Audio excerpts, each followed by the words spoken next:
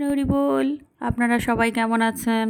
আমি ভালো আছি, আপনারা নিশ্চয়ই ভালো আছেন, মহানন্দে আর আছেন, কারণ কালকে হচ্ছে সেই পূর্ণতিথি, রথযাত্রা। জগন্নাথ দেব আসছেন আমাদের দর্শন দিতে। আপনি কি জানেন এই রথযাত্রাটা কেন হয়?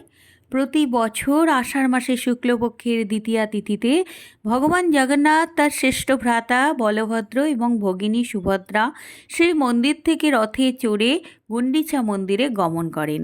এই মহোৎসবটাই হচ্ছে রথযাত্রা নামে পরিচিত।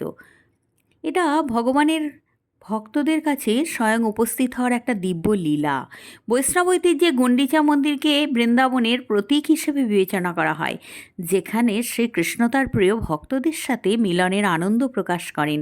রথযাত্রার আর একটা গুরুত্বপূর্ণ দিক হচ্ছে, যারা নানা কারণে শ্রী মন্দিরে প্রবেশ করতে পারেন না, প্রভুর দর্শন করতে পারেন না, তারাও এই দিনে রথে বিরাজমান জগন্নাথ দেবের দর্শনের সুযোগ পান।